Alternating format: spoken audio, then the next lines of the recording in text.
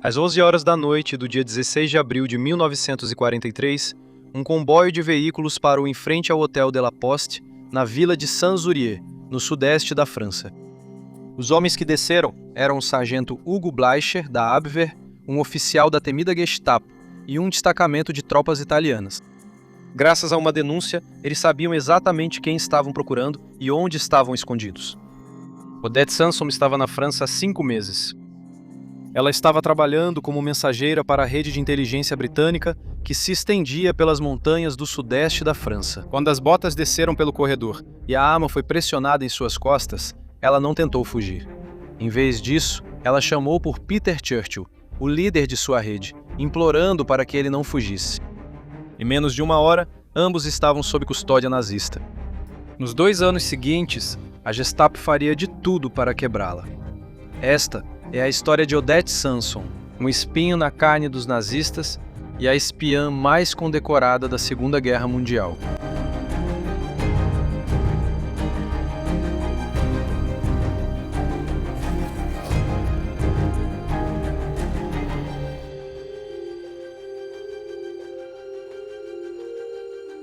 Odette Brely nasceu em 28 de abril de 1912, em Amiens, no norte da França.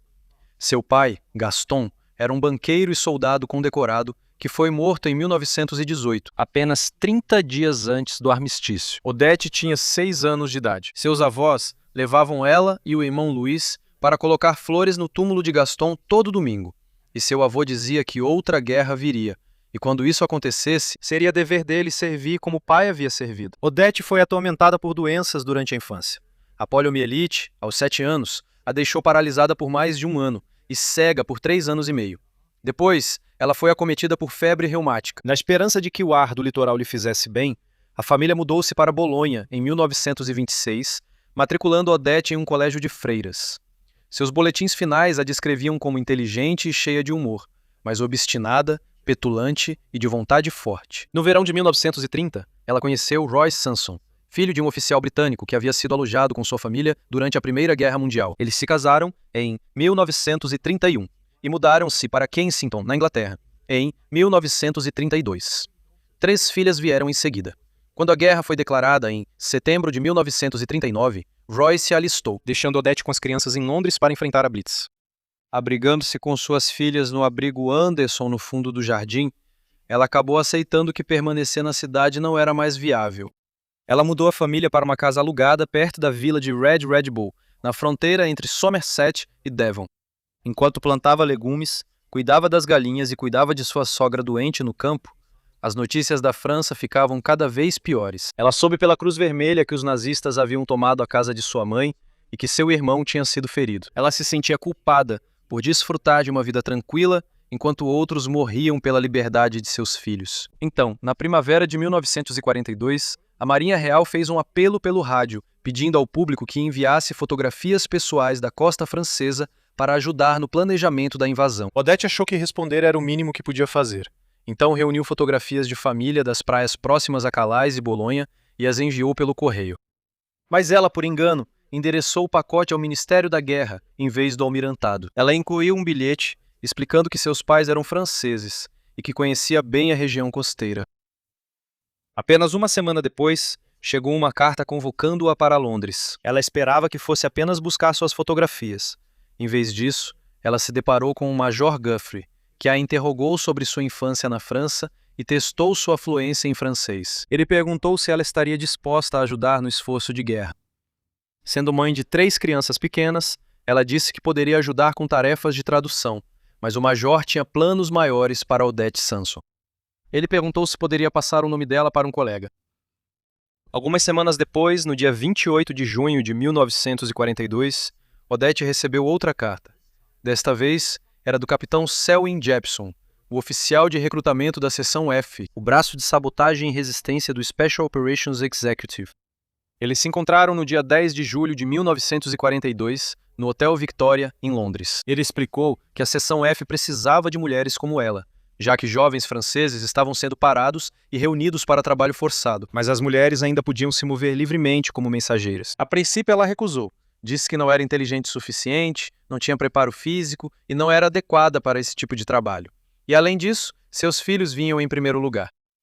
Jepson não insistiu. Ele apenas pediu para ela ir para casa e pensar a respeito. Odette ficou remoendo a proposta por meses. Eventualmente, fez um acordo consigo mesma. Aceitaria ir para o treinamento, mas tinha certeza de que não seria selecionada. Assim, a decisão estaria fora de suas mãos e sua consciência ficaria tranquila. Ela providenciou para que suas 3 filhas ficassem internas no St. Helens Convent School, em Essex.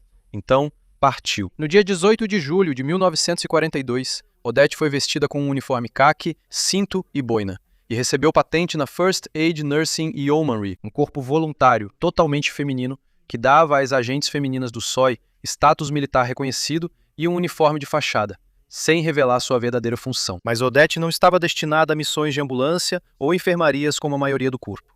Ela estava a caminho do Executivo de Operações Especiais de Winston Churchill. O programa de treinamento era rigoroso. Até 80% dos candidatos normalmente eram desclassificados, e Odette estava contando em ser uma deles. O foco do treinamento da escola preliminar em Wamborough Manor, perto de Guildford, era a avaliação física e habilidades básicas de campo. Isso incluía o manuseio de armas e explosivos. A escola de aperfeiçoamento em Beaulieu mudou o foco para o que os instrutores chamavam de belas artes da espionagem, ou seja, despistar vigilância, lidar com inspeções de fronteira e construir e manter uma identidade falsa. Interrogatórios simulados por homens vestidos com uniformes do exército alemão eram feitos para preparar os recrutas para a resistência psicológica, para descobrir quem aguentaria e quem cederia. A próxima etapa foi o treinamento de paraquedismo em Ringway, perto de Manchester, e não correu bem. Durante um salto de prática, Odette caiu de rosto nos colchões, sofrendo uma concussão, uma torção grave no tornozelo e um olho inchado. Mesmo assim, ela conseguiu continuar o treinamento. Sua avaliação final de Beaulieu, em 25 de agosto de 1942, foi mista.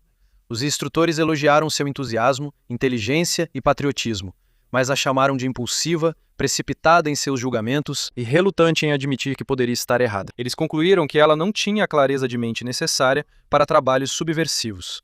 Mesmo assim, ela foi indicada para ser enviada. Eles precisavam de pessoas como Odette, que pudessem falar francês sem sotaque britânico. Odette Sanson começou seu treinamento na esperança de não ser aprovada. Ao colocar seu destino nas mãos de outros, ela percebeu, ao final do treinamento, que tinha o dever de cumprir sua missão. O que ela talvez não soubesse na época era que a taxa de mortalidade para agentes da SOE como ela era impressionantes 42%. O único trabalho mais perigoso do que o dela era ser piloto no comando de bombardeiros da RAF. Dada a alta probabilidade de ser capturada, como parte do seu kit operacional, ela recebeu uma cápsula de cianeto, a chamada pílula L, para ser usada apenas se não suportasse mais a tortura da Gestapo. Assim que ela chegasse à França, seu nome seria Odette Métayer. Ela era uma viúva francesa e costureira. Para sustentar a identidade falsa, ela teve que furar as pontas dos dedos com agulha para simular anos de trabalho como costureira. Ela recebeu o codinome de Campo Lise. Era hora de entrar em ação. A rede Spindle havia sido estabelecida pelo capitão Peter Churchill, um linguista formado em Cambridge com o codinome Michel, e Raoul, e que já havia completado 2 períodos de serviço na França antes da chegada de Odette. A Spindle tinha sua base em Cannes e atuava como ligação britânica sênior, operava um serviço de mensageiros entre circuitos, identificava locais de lançamento e mantinha casas seguras pelas montanhas e cidades da região. Mas levar Odette para a França para se juntar à rede Spindle foi um grande desafio por si só. Foram necessárias 5 tentativas. Seu primeiro voo, a bordo de um bombardeiro Whitley, foi atingido por outra aeronave que pousava na mesma pista antes mesmo de decolar. A segunda tentativa, feita por um Lysander, foi interrompida quando Londres soube que os contatos que a receberiam na França haviam sido presos pela Gestapo. Em seguida, o mau tempo impediu a decolagem de um hidroavião de Plymouth. No segundo, Whitley conseguiu decolar com ela de New Quay, mas depois perdeu o motor direito e fez um pouso forçado, quase despencando de um penhasco para o Mar Céltico. Felizmente, ninguém se feriu, mas, como as viagens aéreas para Odette pareciam estar amaldiçoadas, decidiu-se então que ela viajaria por mar. E assim, em meados de outubro de 1942, um navio de tropas a levou para Gibraltar. Lá, ela embarcou em uma feluca com uma tripulação polonesa para seguir pela costa até a Riviera Francesa. Finalmente, Odette chegou à França em novembro de 1942.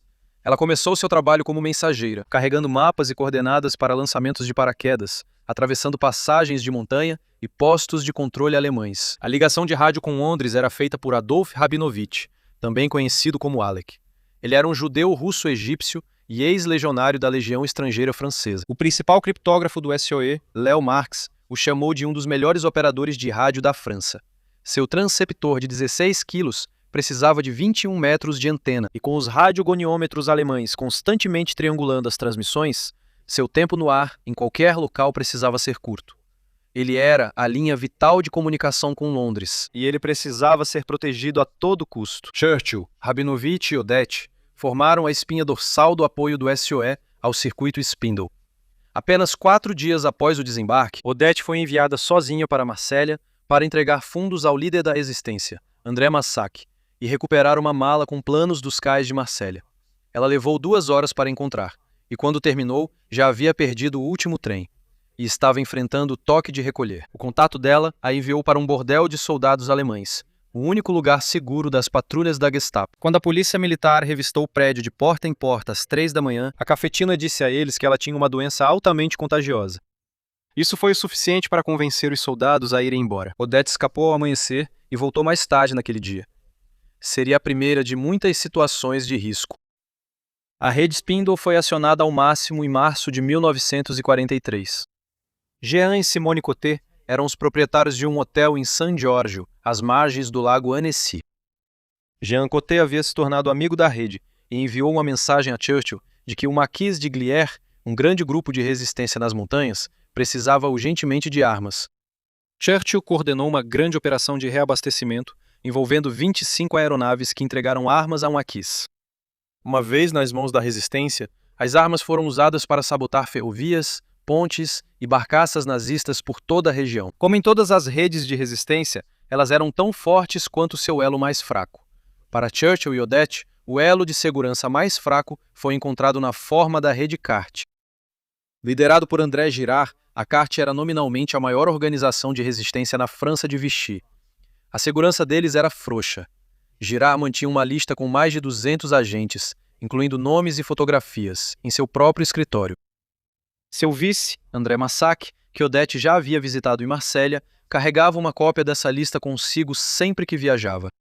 Odette recusou-se a trabalhar diretamente com Girard, dizendo a Churchill que eles arriscavam suas vidas desnecessariamente ao fazer isso. No meio de tudo isso, os alemães tinham um homem pronto para se aproveitar exatamente desse tipo de descuido. O sargento Hugo Bleicher havia alcançado o status de quase celebridade nos círculos de contra-inteligência alemães. Trabalhando para a Abwehr na contra-espionagem, ele já havia praticamente desmantelado a Interallié, que era então a maior rede de resistência e espionagem aliada na França. Após a prisão de 60 de seus membros, ele era temido como o cão de caça da Abwehr. Tudo o que ele precisava era de uma brecha na armadura, um informante que confiasse nele rápido demais e falasse demais, ou, no caso da CART, um momento de descuido. Ao contrário daqueles da Gestapo, os métodos de Bleicher eram mais sutis. Fluente em francês, inglês e espanhol, ele viajava sob o pseudônimo de Monsieur Jean. Ele passou o outono de 1942 observando as redes da resistência de Nice a Marsella. Tudo o que ele precisava era de uma oportunidade. Em novembro de 1942, André Massac levou a lista de agentes CART de Girard na linha de Marsella para Paris, com a pasta no assento ao seu lado. Em algum momento da longa e lotada viagem de trem, ele adormeceu. Quando acordou, a pasta havia sumido. A Abwehr estava vigiando essa linha de trem. Bleicher sabia que ele era usado regularmente pela resistência, mas a Abwehr levou alguns meses para agir com base no valioso conjunto de informações que havia caído em suas mãos. No início de 1943, eles estavam trabalhando na lista, nome por nome. A esposa de Girard e 2 de suas filhas foram presas. Em Arles, 17 agentes foram capturados em uma única operação. Londres não teve escolha. Ela dissolveu a CART e incorporou as pessoas restantes à Spindle e a um novo circuito em Auxerre. Girard foi chamado de volta a Londres. Dias depois, o SOE ordenou que Peter Churchill retornasse a Londres para uma reunião sobre a reorganização de sua rede. Odette ficou encarregada, com Churchill pedindo a Rabinovich, o operador de rádio, que cuidasse dela. Em Paris, a Abwehr já estava planejando armar uma de suas próprias armadilhas. Massac estava prestes a chegar à cidade numa tentativa de recrutar e reconstruir sua rede. A Abwehr tinha uma agente chamada Claire, pronta para encontrá-lo, fingindo ser uma simpatizante. O trabalho de Bleicher era observar o encontro e efetuar a prisão quando chegasse o momento certo. Massac chegou com sua secretária. A equipe de Bleicher estava esperando e prendeu os dois antes que terminassem o café. Massac estava em uma prisão francesa em menos de uma hora. Ele tentou comprar sua liberdade, entregando seus cristais de rádio escondidos e uma mala contendo 1 milhão de francos. Os alemães aceitaram seu presente de bom grado, mas Massac não iria a lugar nenhum. Usando sua identidade de cobertura, Monsieur Jean, Bleicher começou a tentar convencê-lo, passando vários dias ganhando a confiança de Massac em vez de usar a força. Ele era, segundo disse, um oficial alemão enojado com a guerra, e se Massac conseguisse levá-lo em segurança para a Inglaterra, os dois poderiam negociar um acordo de paz entre o alto comando alemão e o Ministério da Guerra britânico. Massac acreditou na história, chegando até a ajudar Bleicher a criar sua identidade de cobertura, o Coronel Henry. Dentro da Abwehr, a operação tinha um codinome, Grão-Duque. Convencido de que havia encontrado um amigo e uma maneira de voltar para casa, Massac escreveu para sua esposa e para seu tenente, Roger Bardet, recomendando seu novo amigo, o Coronel Henry. Bleicher levou as cartas para Annecy, onde encontrou Bardet na casa segura que a rede de Odette estava usando. A carta de Massac teve o mesmo efeito em Bardet que teve em Massac. Ele acreditou em cada palavra. Para ajudar seu novo amigo a chegar até a rede, Bardet deu a Bleicher descrições físicas da equipe Spindle e o endereço onde Odette estava hospedada. No início de abril de 1943, Bleicher viajou para Saint-Zoro, nos Alpes franceses, para encontrar Odette. Ele a encontrou no Hotel de la Poste. Mostrando seu charme, ele se apresentou como Henry, um oficial do exército alemão, e entregou a ela a carta de Massac. Ele disse o que queria, um radiotransmissor e um bombardeiro Hudson com um piloto para levar ele e Massac para Londres. Ele poderia tê-la prendido ali mesmo, mas Bleicher tinha planos mais ambiciosos do que capturar apenas uma agente. Capturar um avião britânico, seja um Hudson ou um Lysander, junto com seu piloto, seria um enorme triunfo para a inteligência. Talvez até o suficiente para lhe render a medalha Cruz de Cavaleiro. Mas Odette ficou imediatamente desconfiada. Para ganhar tempo, ela disse que Bardet precisaria ver Massac pessoalmente e confirmar que a carta era genuína. Ela também disse que qualquer decisão teria que vir de Londres. O coronel Henry aceitou a condição e convidou Odette para ir a Paris, enquanto isso, para assistir a uma ópera. Ela recusou, dizendo que tinha um problema de saúde que não permitia que ela viajasse. Mais tarde, naquela noite, ela contou a Rabinovich sobre a reunião com o oficial nazista.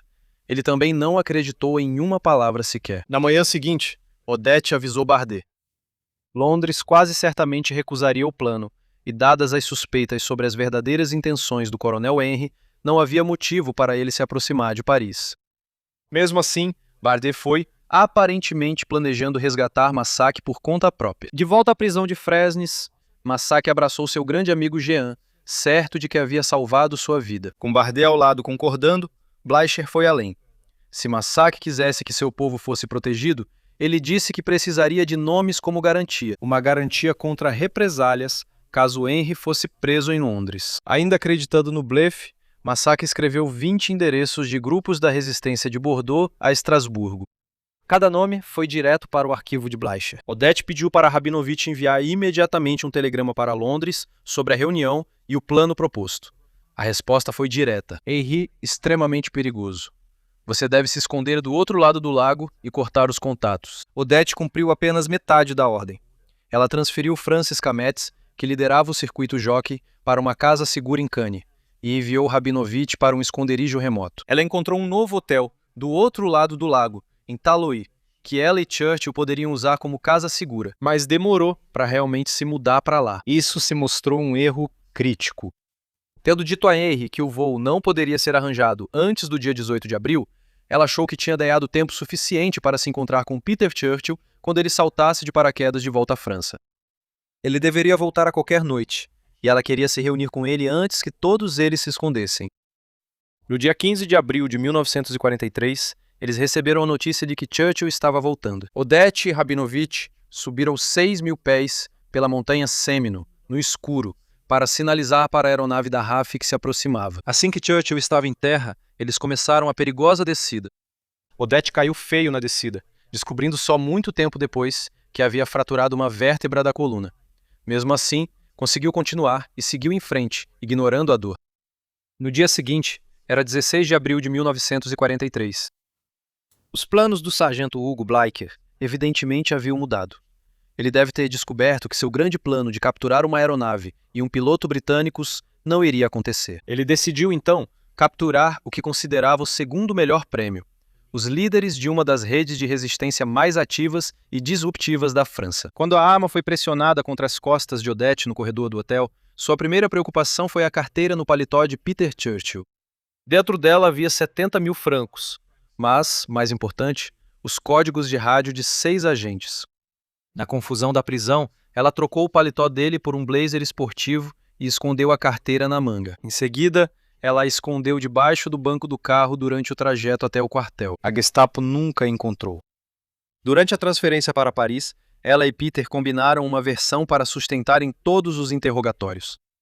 Eles fingiriam ser marido e mulher. Eles também aproveitariam o sobrenome de Peter, dizendo que ele era um parente próximo do primeiro-ministro britânico.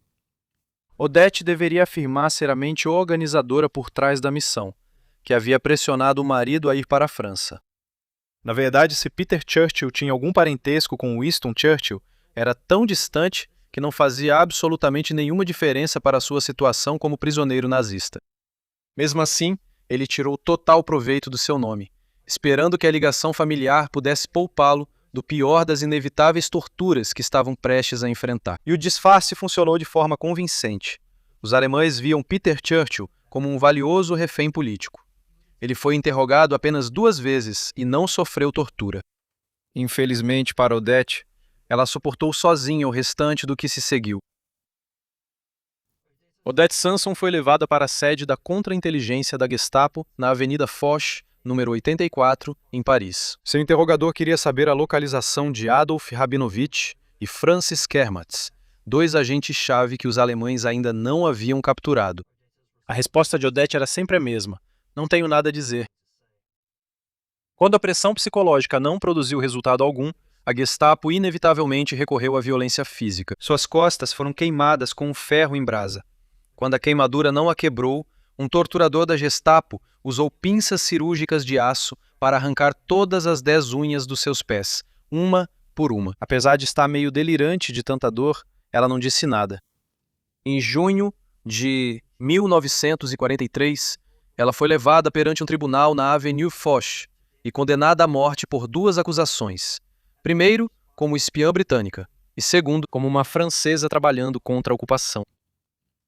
Ela disse aos juízes que eles teriam que decidir por qual das acusações ela seria executada, já que só poderia morrer uma vez. Odette chegou à prisão de Fresnes, nos arredores de Paris, em 8 de maio de 1943, e foi conduzida por um corredor subterrâneo até a cela 108, 12 por 8 pés, fungos no teto, uma cama de ferro enferrujada e arranhões na parede.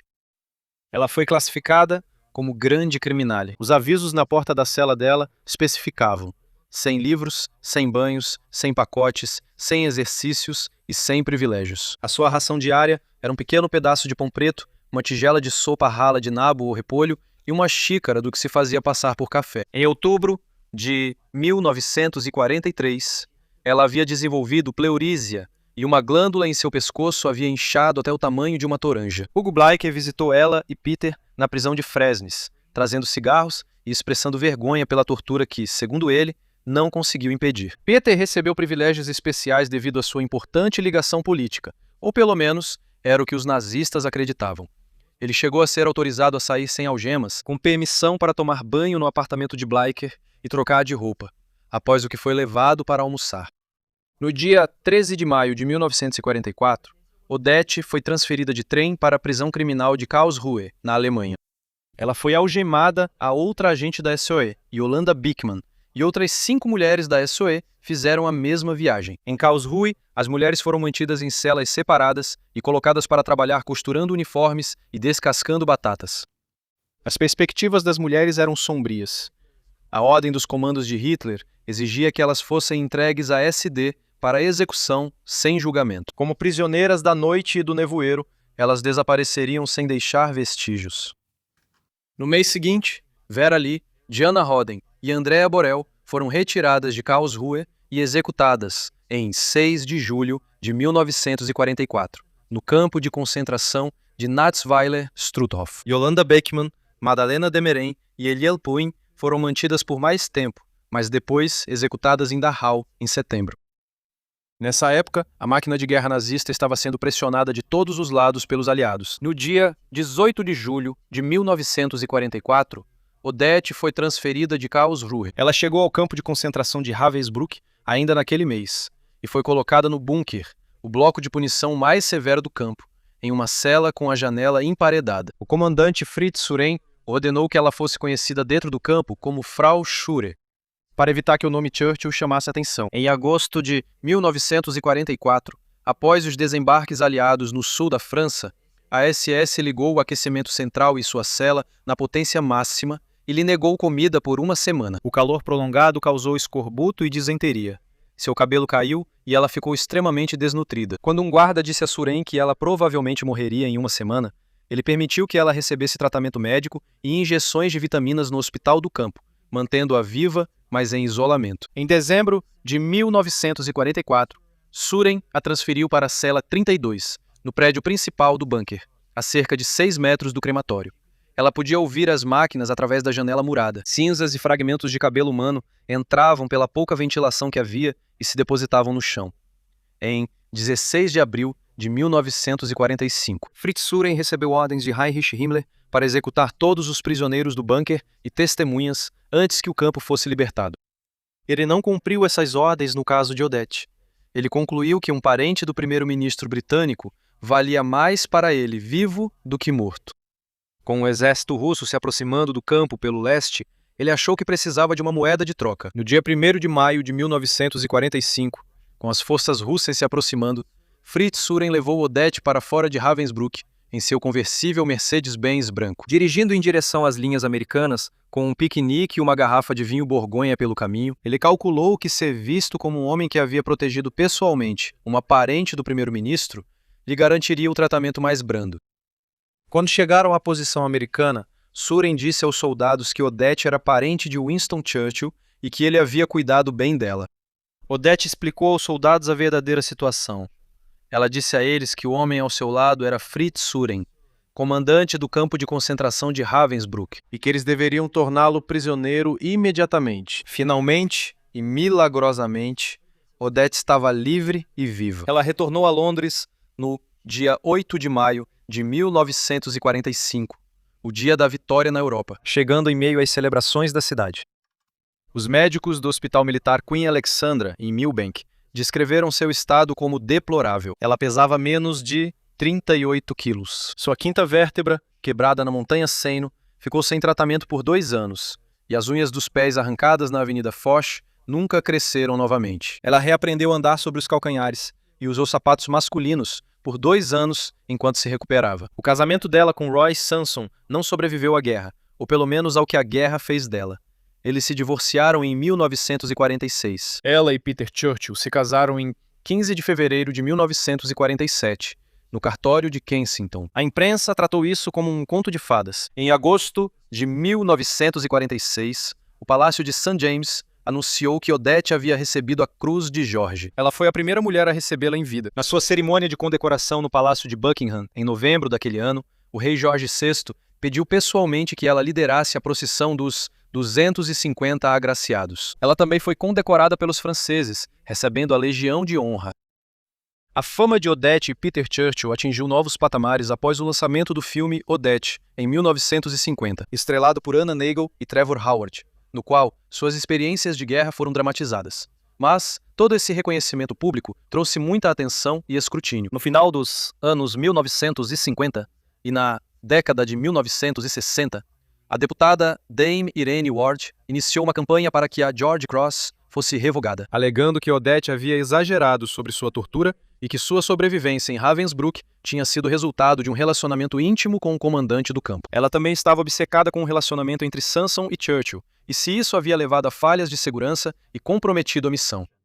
Mas os registros médicos de Odette provaram, sem sombra de dúvida, a tortura e os maus-tratos, e a campanha não teve sucesso. O famoso historiador M.R.D. Foote, em sua História Oficial da SOE, de 1966, também questionou a extensão da tortura sofrida por Odette e lançou dúvidas sobre alguns aspectos de seu relato. Ele também questionou o relacionamento dela com Peter Churchill enquanto estavam em campo. Odette processou por difamação e ganhou um pedido público de desculpas publicado no Times, além de um acordo financeiro. O casamento de conto de fadas dela com Peter Churchill também não durou.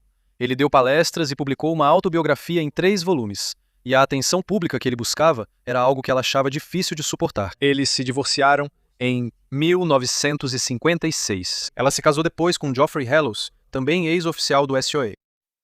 Os destinos dos outros envolvidos na história foram variados. O comandante Fritz Suren escapou da custódia britânica em dezembro de 1945 e viveu sob um nome falso em uma vila da Baviera por anos, antes de ser reconhecido por uma ex-secretária de Ravensbrück. Ele foi recapturado pelas tropas americanas em 24 de março de 1949. Odette testemunhou contra ele, tanto nos julgamentos de crimes de guerra em Hamburgo, quanto posteriormente em seu julgamento em Rostock. Suren foi condenado e enforcado em 12 de junho de 1950. Após o colapso da Operação Spindle, Roger Bard tornou-se um colaborador nazista de carteirinha. Trabalhando tanto para a Abwehr quanto para o SD, ele ajudou a desmantelar um circuito separado chamado Inventor e entregou o endereço da mensageira, Vera Lee, a mesma mulher executada junto com os companheiros de Karlsruhe de Odette, no campo de Natzweiler-Struthof. Ele foi condenado por traição em 1949 e sentenciado à morte, mas sua execução nunca foi realizada, e ele foi libertado da prisão por volta de 1955. Adolf Rabinovich escapou da batida em Sanzoro. Apesar das ordens para retornar imediatamente à Inglaterra, ele se recusou a partir até avisar pessoalmente Francis Kermatz, em Cannes, de que a rede estava comprometida. Ele então atravessou os Pirineus e, por fim, retornou à França para continuar o trabalho de resistência. Ele foi preso antes do dia D, em 1944, e por causa de sua herança judaica, foi enviado para o campo de extermínio de Ravensbrück, na Polônia, onde foi morto na câmara de gás. Hugo Bleicher foi capturado por soldados canadenses e pela milícia holandesa em Amsterdã, no dia 31 de maio de 1945. A inteligência britânica avaliou Hugo Bleicher como um homem relativamente humano, que não tinha amor pelos nazistas. As autoridades francesas o libertaram em setembro de 1946, depois que ele forneceu um depoimento escrito que inocentou vários membros da resistência de suspeitas de traição. Ele voltou para sua vila natal de Tettnang, na Alemanha, e abriu uma tabacaria. Em seus últimos anos, Odette foi uma grande apoiadora da Anistia Internacional e serviu como vice-presidente da FANI. Em 1993, aos 81 anos, ela voltou a Ravensbrück e inaugurou uma placa memorial para os agentes da SOE que morreram lá. Odette Sanson faleceu em sua casa em Walton-on-Thames em 13 de março de 1995. Ela tinha 82 anos. Ela está enterrada no cemitério de Berville, em Surrey, no mesmo túmulo que sua mãe, Yvonne Brayley, e seu terceiro marido, Geoffrey Hallows.